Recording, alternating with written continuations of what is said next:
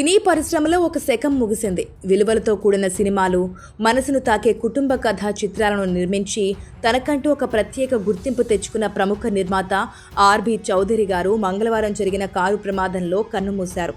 రాజస్థాన్లోని ఉదయపూర్లో ఈ విషాదం చోటు చేసుకుంది. 4 దశాబ్దాల సినీ ప్రయాణంలో 100 చిత్రాలకు చేరువైన ఆయన మృతితో చిత్ర పరిశ్రమ దిగ్భ్రాంతికి లోనైంది.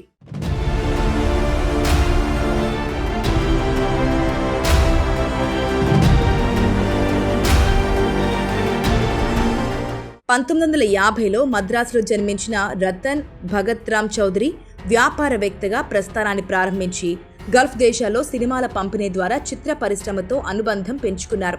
ఆ తర్వాత సూపర్ గుడ్ ఫిల్మ్ సంస్థను స్థాపించి తెలుగు, తమిళ, మలయాళ భాషల్లో ఎన్నో క్లాసిక్ సినిమాలను అందించారు. తెలుగులో సూర్యవంశం, రాజా, నువ్వొస్తావని, సంక్రాంతి వంటి విజయవంతమైన చిత్రాలను ఆయన నిర్మాణ విలువలకి నిదర్శనంగా నిలిచాయి. ఆర్బి చౌదరి కేవలం నిర్మాతగానే కాకుండా తన కుమారులు జితన్ రమేష్, జీవాలను కథానాయకులుగా వెండితెరలకు పరిచయం చేసి వారిని గొప్ప నటులుగా తీర్చిదిద్దారు. ఆయన చిన్న కుమారుడు జీవా రంగం సినిమాతో తెలుగు ప్రేక్షకులకు సుపరిచితమయ్యాడు. కేవలం తన కుటుంబానికే కాకుండా శరత్ కుమార్ను హీరోగా పరిచయం చేయడంతో పాటు ఎంతో మంది కొత్త దర్శకులు, సాంకేతిక నిపుణులను సినీ పరిశ్రమకు అందించిన ఘనత ఆయనది.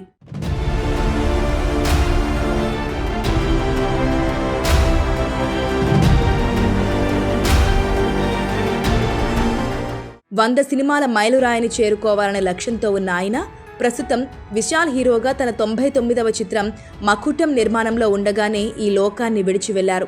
తమిళంలో విజయ్ వంటి అగ్రతారలతో, తెలుగులో చిరంజీవి, నాగార్జున వంటి దిగ్గజాలతో ఆయన పనిచేసి సూపర్ గుడ్ ఫిల్మ్స్ను ఒక పవర్ హౌస్గా మార్చారు. ఆయన పార్థివ దేహాన్ని చెన్నైకి తీసుకురావడానికి ఏర్పాట్లు జరుగుతున్నాయి. మాస్ మసాలా చిత్రాల హడావిడిలోనూ కుటుంబ విలువలకు పెద్దపీట వేసిన గొప్ప నిర్మాత ఆర్బి చౌదరి. ఆయన సినిమాల్లో కనిపించే ఆత్మీయత, అనురాగం ఎప్పటికీ ప్రేక్షకులను పలకరిస్తూనే ఉంటాయి.